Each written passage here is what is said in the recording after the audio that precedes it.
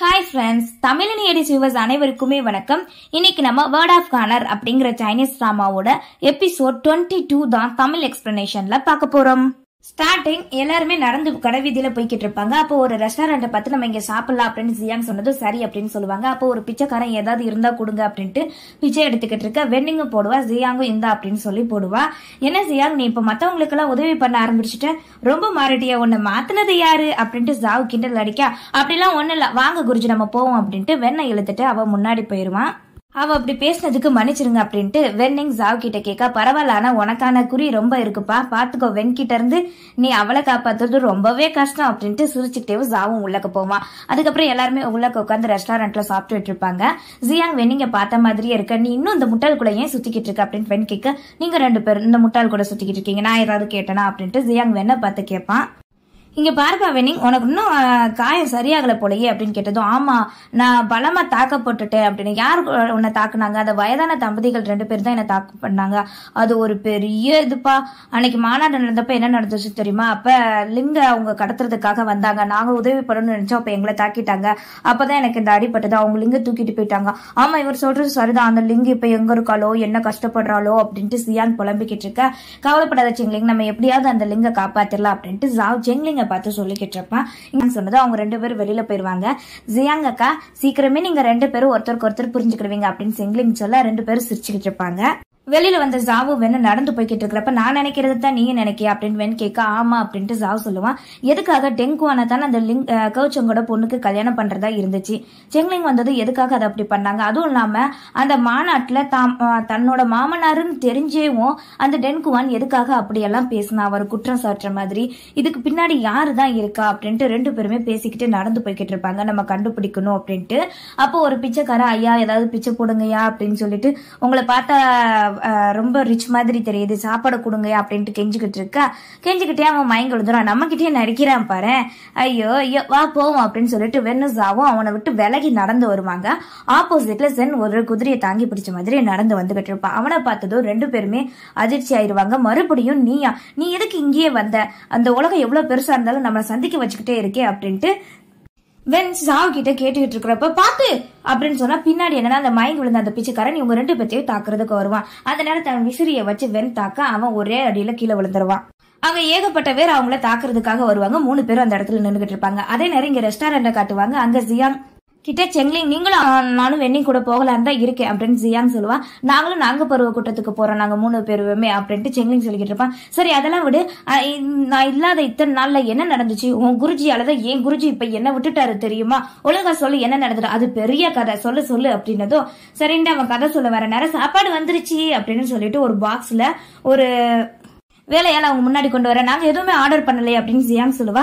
இல்ல உங்களுக்காக ஸ்பெஷலா அப்படின்னு சொல்லிட்டு அதை ஓபன் பண்ணணும் அப்படின்னு நினைக்கிற நேரம் அதுல புகை வர்றத பார்த்து ஜியாங் டப்புன்னு க்ளோஸ் பண்ணிடுவா. அவங்க எல்லாரும் நம்ம தாக்க வராங்க அவளுக்கு நொடியில புரிஞ்சிரும். டக்குன்னு கையில இருக்கிற கத்தி எடுத்து சங்கி வீச அவன் கீழே விழுந்து செத்து போயிருவா. அந்த புகை போக பார்க்க சுத்தி இவளை தாக்குறதுக்காக எல்லாரும் நின்னுகிட்டு இருப்பாங்க அந்த ரெஸ்டாரண்ட் முழுக்க.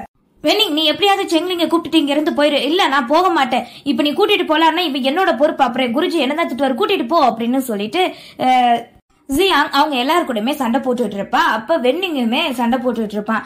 இவன் என்ன பண்ணுவான் அப்படின்னா, தான் குருஜி தனக்கு சொல்லி கொடுத்த அந்த வித்தை எல்லாம் காட்டி இவனும் அவங்க கிட்ட இருந்து ஒவ்வொரு அடியில இருந்து தப்பிச்சுட்டு இருப்பான். செங்லிங்கால அவங்கள திருப்பி அடிக்க முடியாது. அவனோட வித்தையெல்லாம் பார்த்துட்டு, பரவாயில்லப்பா, உன் குருஜி உனக்கு நல்லா சொல்லி கொடுத்துருக்காரு, இப்படியே பண்ணி எப்படியாவது நீ தப்பிச்சு வெளியில போயிரு அப்படின்னு சொல்ற நேரம் மறுபடியும் அவன் உள்ளக்கே வர மாதிரி இருக்கும். என்னடா ரிவர்ஸ் பண்ற, வெளியில போடா, நான் எங்க போறேன், இவங்க தானே என்ன இப்படி போக வைக்கிறாங்க அப்படின்ட்டு சொல்ல இவங்களுக்குள்ள எல்லாமே ஃபைட் நடக்கணும். அவளும் பறந்து ஃபைட் பண்ணுவா. அங்க இருக்கிறவெல்லாம் கொண்டுகிட்டு இருப்பா. அதே நேரம் இங்க இவங்க 3 பேரையும் காட்டுவாங்க. 3 பேரும் சண்டை முடிச்சு போட்டு நிக்க, அப்ப யாரோட உதவி எங்களுக்கு தேவையில்லை அப்படின்ட்டு ஷென்னை பார்த்து சொல்லுவான். ஷென்னோட கையில ஒரு கத்தி குத்தி இருக்கும், பார்த்து அது விஷம் நிறைஞ்சது, தேல் கொடுக்கூடதான் இருக்கும் அப்படின்ட்டு சாவ் சொல்லிட்டு, இந்தாங்க இந்த மருந்து நீங்க எடுத்துக்கோங்க, என் மேல நம்பிக்கை இருந்தா அப்படின்ட்டு கொடுக்க அவரும் அதை வாங்கி வாயில போட்டுக்கிடுவாரு. நீங்க 2 பேரும் எப்படி இங்க இருக்கீங்க அப்படின்னா, செங்லிங் அன்னைக்கு காப்பாத்தினதுக்கு ரொம்பவே நன்றி, நான் செங்லிங்க பாக்கலாமா அப்படின்னு சொல்ல, நமக்கு இந்த நேரம் இங்க ஆபத்து இருக்குன்னா அது அவங்களுக்கும் இந்த நேரம் ஆபத்து இருக்கும், வாங்க போகலாம் அப்படின்னு சொல்லிட்டு 3 பேரும் அங்க இருந்து போவாங்க. அவங்க போறப்பவே காப்பாத்துங்க அப்படின்ட்டு எல்லாரும் ஓட அவங்களுக்கு புரிஞ்சிரும். வேகமா அவங்களும் ஓடி வருவாங்க. அதே நேரம் அந்த ரெஸ்டாரண்ட்ல இருந்து மேல கூரை பிச்சுக்கிட்டு பறந்து பறந்து ஒருத்தன் கீழே விழ வென்னிங் அவனை குத்திக்கிட்டு இருப்பான். ஜியாங்குமே வெளியில வருவா. இப்ப இங்க இருந்து போயிடலாம், அதுதான் நமக்கு நல்லது அப்படின்னு சொல்ற நேரம் அந்த பிச்சைக்கார ஏ தம்பி அப்படின்னு சொல்லிட்டு செங்லிங்க பார்த்து எதுக்க அவனை ஒரு நிமிஷத்துல கொன்றுவா ஜியாங். எதுக்காக நீ அப்படி பண்ண, அவரு நல்லவர் அப்படின்னு வென்னிங் சொல்ல இங்க நிக்கிறது ஆபத்து வாங்க அப்படின்னு சொல்லிட்டு அவளை இழுத்துட்டு 3 பேருமே அங்க இருந்து ஓடுவாங்க. ஆப்போசிட்ல அவங்க 3 பேருமே வந்துக்கிடுவாங்க. ஒருத்தருக்கு ஒருத்தர் எல்லாருமே செஞ்சுட்டுக்கிடுவாங்க. ஆளுங்க பின்னாடி துரத்திட்டு வரதை பார்த்ததும் வென் வேகமா போக இவங்களை பாத்துக்கோங்க அப்படின்னு சொல்லிட்டு ஜியாங்க விட்டுட்டு ஜியாங்குமே வேகமா அவங்க முன்னாடி போய் நிப்பா. அதுக்குள்ளயுமே வெண்ணே அவங்க எல்லாத்தையுமே கொண்டுருவா. பார்த்து யாராவது ஒரு ஆளை மிச்சம் வை அப்படின்னு ஜாவ் சொல்றது அவன் காதலே விடாது. மன்னிச்சிடுப்பா, எல்லாருமே செத்து போயிட்டாங்க அப்படின்ட்டு வென் சொல்லுவான். ஆமா, நான் அடிச்சது நான் தானே, உன் மேல ஏன் ரத்தம் இருக்கு அப்படின்னு ஜியாங் கிட்ட கேட்க இதெல்லாம் நான் கொண்டவங்க அப்படின்ட்டு அவளோட தலையில செல்லமா அடிப்பான்.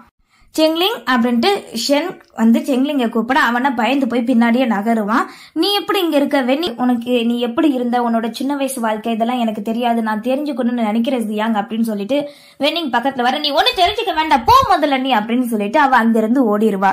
அப்புறம் செங்லிங்கையும் சென்னையும் காட்டுவாங்க. செங்லிங் முன்னாடி நின்னுக்கிட்டு இருப்பான். உன்னை பாக்குறப்பெல்லாம் எனக்கு உன்னோட சகோதரர்கள் ஞாபகம் தான் வருது. நீ எப்படி உங்க சகோதரர்கள் கூட சந்தோஷமா இருந்தியோ அதே மாதிரி நானும் என் சகோதரர்கள் கூட சந்தோஷமா இருந்தேன்.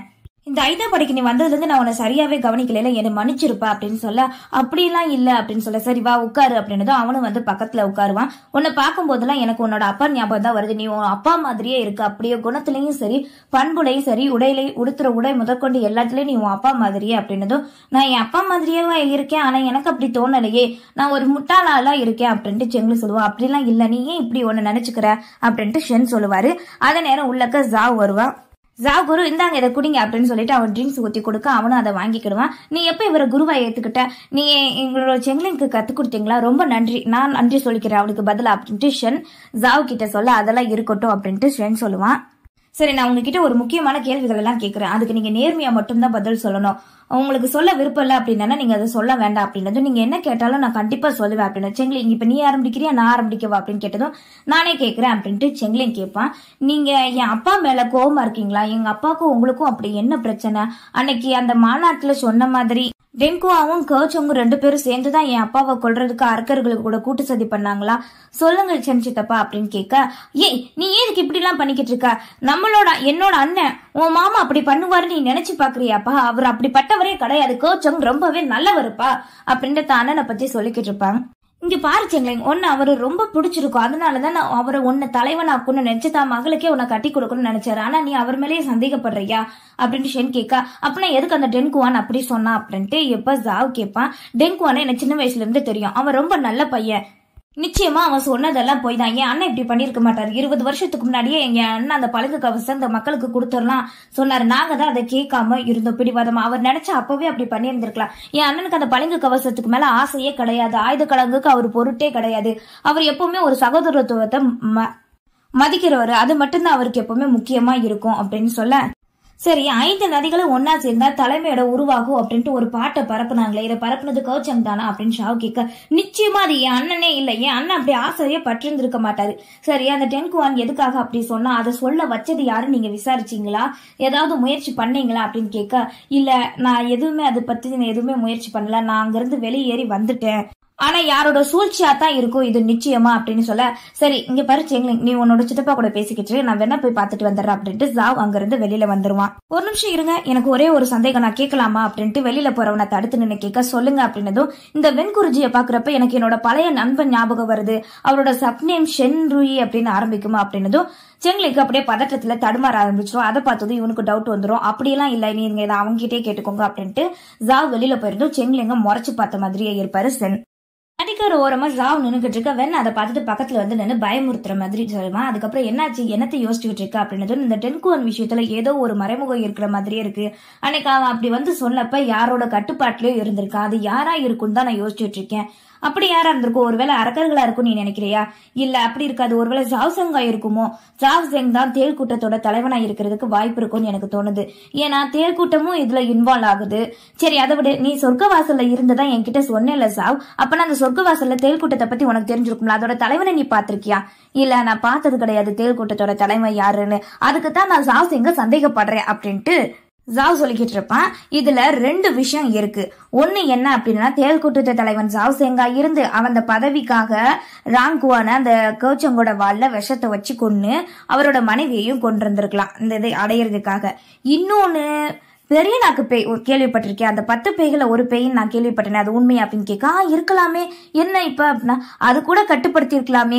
எனக்கு என்னமோ எனக்கு சுடுகாட்டுல அந்த ஒருத்த மணி அடிச்சால அவனை கட்டுப்படுத்தி வச்சிருந்தது அந்த பெரிய நாக்கு பேய் தான். அந்த ஆன்மா பெட்டி கூட இருந்துச்சுல, அதே மாதிரி இதுவும் நடந்திருக்கலாம். எனக்கு என்னமோ அது மேலதான் சந்தேகமா இருக்கு அப்படின்னதும், அப்படியெல்லாம் இங்க இருக்காதே, அந்த பெரிய நாக்கு பேய் நீ பாத்திருக்கியா? இல்ல நான் பார்த்ததுல. சரி ஓகே, இனிமே பாத்துக்கலாம் அப்படின்னு சொல்லிட்டு ஜாவ் அங்கிருந்து போக அப்படியே மூச்சு விடுவான்ப்பா வெண்குருஜி, உங்களுக்காக குளிக்கிறதுக்கு சுடுதண்ணி வச்சிருக்கேன், வந்து குளிங்க, தேவைப்பட்டுச்சுன்னா என்ன கூப்பிடுங்க அப்படின்ட்டு வெண்ணிங் சொல்ல, என் குருஜி எனக்கு பார்த்துக்க தெரியும், நீ போ அப்படின்னு சொல்லிட்டு ஜியாங் விரட்டுவா. அதே நேரம் வெண்ணு குளிக்கிறதுக்காக அந்த குளியல் தொட்டியில உள்ளக போய் உட்காருவான். நல்ல வேலை ஜாவுக்கு நான் யாருன்னு தெரியல, அவன் இதை ரொம்ப இன்வால்வ் பண்ணி விசாரிக்காம அப்படியே விட்டுட்டான். அவன் மட்டும் விசாரிச்சுட்டா அந்த பெரிய நாக்கு போய் நான் தானே அவனுக்கு தெரிஞ்சிருந்துக்கும் அப்படின்ட்டு குளிச்சுக்கிட்டே வெண்ணு நினைச்சுக்கிட்டு இருப்பான். அதுக்கப்புறம் அப்பா மகன் 2 பேத்தையும் காட்டுவாங்க. அப்பா ஒரு நல்ல செய்தி இருக்கு, கெட்ட செய்தி இருக்கு, என்ன சொல்ல அப்படின்னு ஜாவ்சன் கிட்ட சொல்ல, என்ன சொல்லு அப்படின்னு ஏதாவது ஒண்ணு அப்படின்னதும், சரிப்பா நம்மளோட ஆட்கள் பின்தொடர்ந்து போய் செங்லிங்க கண்டுபிடிச்சிட்டாங்க. ஆனா செங்லிங் கூட 3 பேர் இருக்காங்க. அந்த அரக்கர்களோட தலைவனும் சொர்க்கவாசலோட தலைவனும் அதுவும் இல்லாம சேர்மிங் வால் கூட்டத்தோட தலைவனும் இருக்கானா, 3 பேருமே கூட இருக்காங்க. ஆமா சரி, கெட்ட செய்தி என்ன அப்படின்னதும், அந்த லாங் அப்பா மக 2 பேருமே இறந்து போயிட்டாங்க அப்படின்னதும், இதுவும் நல்ல செய்தா விடு, அவங்களால ஏதோ எனக்கு பிரச்சனை வருமோ நினைச்சிட்டு இருந்தேன், செத்து போயிட்டாங்களா, இனிமே நான் என்னை பத்தின உண்மைகள் என்னைக்குமே வெளியில வராது, அவங்களோட மூடிருச்சு, இனிமே இதை பத்தி பேசி என்ன பண்ண, சரி அதெல்லாம் விடு, இப்ப நீ வேற என்ன பண்ற ஐடியால இருக்க அப்படின்னு கேட்க, இங்க பாருப்பா நீ உன்னோட இதை வளர்த்துக்கோ, அப்பா எனக்கு ஒரே ஒரு சந்தேகம், அதை மட்டும் நீங்க கிளியர் பண்றீங்களா? என்ன சந்தேகம்ப்பா கேளு அப்படின்னதும், நீங்க எதுக்காக கேர்ச்சங்க இவ்வளவு வெறுக்குறீங்க? என்னது கேர்ச்சங்க நான் வெறுக்கிறேன்னா, அது எதுக்கு நீ அப்படி கேட்கிற? அப்படின்னா உனக்கு என்ன, நீ கேட்கிற கேள்வியே தப்பு. நீ எப்படி தெரியுமா கேட்டிருந்திருக்கணும், எதுக்காக ஒரே பதவியில இருக்கிறவங்க இருந்தும் மத்தவங்களுக்கு மரியாதை தரமாட்டிக்காங்க நீ கேட்டிருந்திருக்கணும். அதுவும் இல்லாம தனக்கு கீழே எல்லாத்தையும் ஆட்டி வைக்கணும்னு ஏன் நினைக்கிறாங்கன்னு கேட்டிருக்கணும். இப்படிதான் அந்த கேர்ச்சங் பண்ணா நான் எவ்வளவு அவமானப்பட்டேன் தெரியுமா? அந்த கேர்ச்சங்குக்கு கீழே நான் இருந்தேன்டா, நீ அதெல்லாம் கேட்காம நான் ஒரு கொடூரக்காரன் நினைச்சு நீ கேக்குறியா அப்படின்ட்டு கோவமா திடீர்னு டென்ஷன்ல கத்த ஆரம்பிச்சிருவாரு. அப்ப சாரிப்பா என்ன மன்னிச்சிருங்கப்பா, நான் ஏதோ தெரியாம கேட்டுட்டேன்ப்பா, வாங்கப்பா உட்காருங்கப்பா அப்படின்ட்டு தன்னோட அப்பாவை உட்கார வைப்பாரு. நீ முதல்ல உன்னை நீ திருத்திக்கோ, சரியா? எந்த கேள்வியை எப்படி கேட்கணும்னு புரிஞ்சுக்கோ. அப்பா மேல உனக்கு என்னைக்குமே நம்பிக்கை இல்லையாப்பா அப்படின்னு கேட்க, அதெல்லாம் இல்லப்பா, உன்னை நீ வளர்த்துக்கோ கண்ணா அப்படின்னதும் அவனும் சரி அப்படின்னு சொல்லுவான். அப்புறம் ஜியாங் அந்த வீட்டை விட்டு வெளியில வர ஜாவ் வானத்தை பார்த்த மாதிரி இருப்பாச்சு. நீ ஆனா பயந்தே போயிட்டேன்ப்பா அப்படின்ட்டு ஜியாங் வந்து உட்கார, வெண்ணிங்க வந்து உட்காருவா. 2 பேரும் மது குடிச்சிட்டு இருப்பாங்க. இந்த மது நல்லாவே இல்லை, எப்படித்தான் என்னோட குருஜி இதை குடிக்கிறாரோ. ஆமா என் குருஜி ஒன்னு சொன்னாரு, நீ சீக்கிரமே சாக போறியாமே, உண்மையா அப்படின்னு கேட்க, ஆமா என்ன அதுக்கு, இப்ப நீ மட்டும் சாகாத, எப்படியாவது நீ பொழைச்சிரு, நீ செத்துட்டனா எனக்கு குருஜியோட மனசு தாங்கும். அன்னைக்கு ஒரு நாள் அவர் அவ்வளவு வேதனையில இருந்தாரு, என்னாலே பார்க்க முடியல தெரியுமா, அவருக்கு நீனா ரொம்ப முக்கியம், உன்னால அவரு ரொம்ப சந்தோஷமா இருக்காரு அப்படின்னு சொல்லிக்கிட்டு இருக்கிற நேரம் இங்க என்ன நடக்குது அப்படின்னு சொல்லிட்டு வெண்ணும் அங்க வருவான். வந்துட்டீங்களா, இந்தாங்க குடிங்க அப்படின்னு சொல்லிட்டு மது கோப்பையை தர, அதுல மதுவே இருக்காது, எம்டியா தான் இருக்கும். இதுல எங்க மது இருக்கு அப்படின்னு சொல்லி அவ காதை பிடிச்சி திருக்க, நான் வளர்ந்துட்டேன், நீ வளர்ந்தாலுமே எனக்கு சின்ன பொண்ணுதான், போய் மது வாங்கிட்டு வா அப்படின்னதும், சரி போறேன் அப்படின்னு சொல்லிட்டு அவளும் அங்கிருந்து போவா. அவ அங்கிருந்து போக அதே நேரம் வெண்குருவே அப்படின்னு சொல்லிட்டு ஷென்னும் செங்லிங்கும் வருவாங்க. அவங்க 2 பேரும் அப்படியே வெக்ஸாகி நிக்கிறத பார்த்தது, என்ன எல்லாம் உண்மையை சொல்லிட்டியா, நீ எதுக்காக நீ இப்படி சொன்ன அப்படின்ட்டு செங்லிங்க பார்த்து கோவமா வெண் கத்துவான். இல்ல நானா சொல்லல, அவராதான் புரிஞ்சுக்கிட்டாரு அப்படின்ட்டு தான் சித்தப்பா பின்னாடி போய் மறைவா. விடு அவனை கத்தாத, அவன் சின்ன பையன் தானே. இங்க பாரு, நீ அப்ப வெண்குரு கிடையாதா, நீ ஷென்ருயோட மகனா யான் அப்படின்னு சொல்ல, அப்படி மட்டும் கூப்பிடாதா என்ன அப்படின்ட்டு வெண் கோவமா கத்துவான். யான் நான் தான்ப்பா, யான் இங்க பாருப்பா என்ன அப்படின்னு சொல்ல, அப்படி கூப்பிடாத அப்படின்னு சொல்லிட்டு தள்ளி விட, அவனுக்குன்னு அப்படி டென்ஷன் ஆயிரும், தலையெல்லாம் வெண்ணுக்கு வலிக்க ஆரம்பிச்சிரும். போங்க அங்கிட்டு அப்படின்னு சொல்லிட்டு தள்ளி விடுவான். ஷென்னும் போய் கீழே விழுந்துருவாரு. அப்ப அவனோட நினைவுகள் முழுவதும் தான் அப்பா அம்மா இறந்தது, அந்த அரக்கர்கள் எல்லாம் சுத்தி அவங்களை கொண்டிருந்திருப்பாங்க. அப்ப அந்த அரக்கர்கள் எல்லாருமே சிரிச்சுட்டு இருப்பாங்க. அதை நினைச்சு பார்த்து இப்ப ரத்தம் வந்து எடுக்க ஆரம்பிச்சிருவான். அவன் மயங்குற மாதிரி இருக்க வேகமா வந்து ஜாவ் என்ன பிடிச்சிக்கிட்டு, என்னாச்சு உனக்கு அப்படின்னு சொல்லிட்டு, தாங்க உன்னோட அப்பா அம்மா இப்ப எப்படிப்பா இருக்காங்க, ஜின் தம்பதிகள் 2 பேருமே, நான் அவங்கள பாக்கணும்பா அப்படின்ட்டு ஷென் கேட்டுட்டு இருக்க. இப்ப வந்து நீங்க அவங்கள பார்த்து என்ன பண்ண போறீங்க, இருக்கிற வரைக்கும் நீங்க அவங்களுக்குன்னு ஒண்ணுமே பண்ணல, இறந்ததுக்கு அப்புறம் அவங்களை நிம்மதியா இருக்க விட மாட்டீங்களா அப்படின்ட்டு கத்துவான். அதுக்கப்புறம் தான் இவனோட அப்பா அம்மா இறந்ததே அவங்க எல்லாருக்குமே தெரிய வரும். அவன் சொல்லிக்கிட்டே அப்படியே ரொம்ப டிப்ரெஷனா அப்படியே மயங்கி கீழே விழ, சின்ன மன்னிச்சிரு ஜாவ் அப்படின்னு சொல்லிட்டு ஜாவோட மடியிலே வெண் மயங்கி விழுந்துருவான். அதுக்கப்புறம் அவனுக்கு ரூம்குள்ள கூப்பிட்டு படுக்க வைப்பாங்க. படுக்க வச்சதும் சாவி எதிர்த்து நிக்க, இப்ப வெண்மாமா எப்படி இருக்காங்க அப்படின்னு செங்கிலின் கேட்டதும் அவனுக்கு ஒண்ணு இல்ல, அவன் நல்லா தான் இருக்கான், நான் உங்ககிட்ட ஒண்ணு கேட்கலாமா அப்படின்ட்டு. கேளுப்பா அப்படின்னதும், இதுக்கு மேல நீங்க என் தம்பியர் அப்படி யான்னு கூப்பிடாதீங்க, அவனுக்கு தான் வென்கிசிங் பேர் இருக்குல்ல அப்படியே சொல்லி கூப்பிடுங்க அப்படின்னதும், என்னது உன்னோட தம்பியா, யான் எப்படி உனக்கு தம்பி ஆகுமா அப்படின்ட்டு ஷென் ஆச்சரியமா கேட்க, என்னோட குரு தான் இவங்களை காப்பாத்தினாங்க அன்னைக்கு. உன்னோட குரு, அவன் குரு பேர் என்னப்பா அப்படின்னதும் அவன் குரு பேரை சொன்னதும், அவரோட சீடனா நீ, இது எப்படி எனக்கு தெரியாம போச்சு, நாங்க எல்லாம் முன்னாடி காலத்துல ஒன்னாதான் இருந்தோம். அப்படி நீங்க ஒன்னா இருந்தோம், எதுக்காக நீங்க யானை பத்தியும் உங்களுக்கு தெரியல, யானோட பேரண்ட்ஸ் பத்தியும் தெரியல, என் குருவை பத்தியும் உங்களுக்கு தெரியாம எப்படி இருந்தீங்க இத்தனை நாள் அப்படின்ட்டு சாவுமே கொஞ்சம் கோபமா தான் கேட்பான். நாங்க தான் தப்பு பண்ணிட்டோம், 5ஆம் படை வீரர்கள் நாங்க யாருமே அவங்க கூட சேராம 20 வருஷத்துல இருந்து முன்னாடில இருந்து நாங்க பிரிஞ்சுட்டோம், எல்லாம் எங்களோட தப்பு தான், நான் ஒரு கோழையா இருந்துட்டேன் அப்படின்ட்டு ஷென் புலம்பிக்கிட்டு இருப்பாரு. ஷென்ருயோட மகன் தான் யானை காப்பாத்துனது உன்னோட குருஜி இப்படின்னு தெரிஞ்சது என் அண்ணனுக்கு அப்படின்னு அவர் ரொம்ப சந்தோஷப்படுவார். ஆனா இதை கேட்க என் அண்ணன் இல்லையே, நாங்க இப்படி ஒரு முட்டாளா இருந்துட்டோமே, நாங்க ஒதுக்குனது எங்களோட தப்பு தான்ப்பா, எங்களை மன்னிச்சிருப்பா அப்படின்ட்டு ஷென் ஜாவ் கிட்ட மன்னிப்பு கேட்டுக்கிட்டு இருப்பாங்க.